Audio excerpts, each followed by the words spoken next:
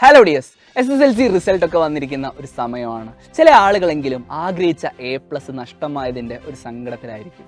ഇപ്പോൾ നിങ്ങൾക്ക് ഉദാഹരണത്തിന് ഫിസിക്സിന് A+ കിട്ടുമെന്ന് ഉറപ്പായിരുന്നു, കിട്ടിയത് A ആണ്. ആ മാർക്ക് ഇനി കൂടാൻ എന്തെങ്കിലും ഒരു വഴിയുണ്ടോ എന്ന് നിങ്ങൾ ആലോചിക്കുന്നുണ്ടാകും. അങ്ങനെ ഒരു വഴിയെക്കുറിച്ച് പറഞ്ഞു തരാൻ വേണ്ടിയാണ് ഇപ്പോൾ ഞാൻ വന്നിട്ടുള്ളത്. മക്കളെ, റീവാലുവേഷൻ നൽകാൻ വേണ്ടി നിങ്ങൾക്കൊരു ഓപ്ഷൻ ഉണ്ട്. മെയ് 15 വരെ നിങ്ങൾക്ക് നിങ്ങളുടെ പേപ്പർ റീവാലുവേഷന് കൊടുക്കാം. അതായത് പുനർമൂല്യനിർണ്ണയത്തിനായിട്ട് നിങ്ങൾക്ക് നിങ്ങളുടെ പേപ്പർ നൽകാവുന്നതാണ്. അതായത് ടീച്ചേഴ്സ് വീണ്ടും നിങ്ങളുടെ പേപ്പർ വാലുവേറ്റ് ചെയ്യുന്നതായിരിക്കും. സോ അങ്ങനെ റീവാലുവേഷന് കൊടുത്തു കഴിഞ്ഞാൽ നിങ്ങളുടെ മാർക്ക് കുറഞ്ഞു പോകുമോ എന്നൊരു സംശയം ചിലർക്കെങ്കിലും ഉണ്ടാകും. അതായത് നിങ്ങളുടെ പേപ്പറിൽ റിസൾട്ട് A ആണെങ്കിൽ നിങ്ങൾ റീവാലുവേഷന് കൊടുത്തിട്ട് ആ പേപ്പർ രണ്ടാമത് നോക്കുന്ന സമയത്ത് അതിലും കാണുന്നത് B+ ആണെങ്കിൽ നിങ്ങളുടെ ഗ്രേഡ് B+ ആയിട്ട് മാറുമോ എന്നൊരു സംശയം ഉണ്ടാകും. അങ്ങനെ ഒരിക്കലും സംഭവിക്കില്ല. മുൻ വർഷങ്ങളിലൊക്കെ ധാരാളം കുട്ടികൾ റീവാലുവേഷന് കൊടുത്തിട്ടുണ്ട്. അതിൽ വലിയൊരു ശതമാനം ആളുകൾക്കും റീവാലുവേഷനിൽ ഇമ്പ്രൂവ്മെൻ്റ് ഉണ്ടായിട്ടുണ്ട്. A ഉള്ളത് A+ ആവുകയാണ് ചെയ്തിട്ടുള്ളത്.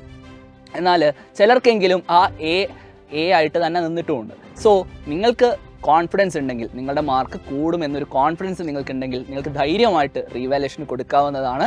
അതിനുള്ള സ്റ്റെപ്പ് എന്താണെന്ന് ചോദിച്ചു കഴിഞ്ഞാൽ, മുൻ വർഷങ്ങളിലൊക്കെ SSLCexam.kerala.gov.in എന്ന് പറയുന്ന വെബ്സൈറ്റിലൂടെ തന്നെയാണ് ഇതിൻ്റെ അപ്ലിക്കേഷൻ പ്രോസസ്സ് എല്ലാം നടന്നിട്ടുള്ളത്. സോ ഈ വർഷവും ആ ഒരു വെബ്സൈറ്റിലൂടെ തന്നെയായിരിക്കും. ഒരു സബ്ജക്റ്റ് നിങ്ങൾക്ക് റീവാലുവേഷന് നൽകണമെങ്കിൽ നിങ്ങൾ നൽകേണ്ട ഒരു ഫീസ് എന്ന് പറയുന്നത് 400 രൂപയാണ്.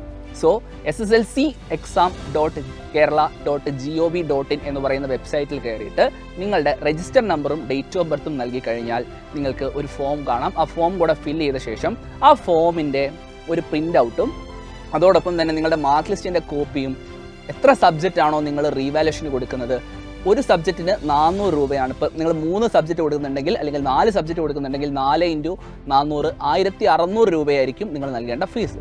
ആ ഫീസും നിങ്ങളുടെ സ്കൂളിൽ, ഏത് സ്കൂളിലാണോ നിങ്ങൾ പരീക്ഷ ചെയ്തിട്ടുള്ളത് ആ സ്കൂളിലെ ഹെഡ് മാസ്റ്ററിൻ്റെ കൈവശം ഏൽപ്പിക്കുകയാണ് നിങ്ങൾ ചെയ്യേണ്ടത്. സോ ഒന്നുകൂടെ പറഞ്ഞുതരാം, SSLCexam.kerala.gov.in എന്ന് പറയുന്ന വെബ്സൈറ്റിൽ കയറിയിട്ട് നിങ്ങളുടെ രജിസ്റ്റർ നമ്പറും മൊബൈൽ നമ്പറും ടൈപ്പ് ചെയ്ത് നൽകുക. അതിനുശേഷം അതിലെ ഫോം ഫില്ല് ചെയ്യുക.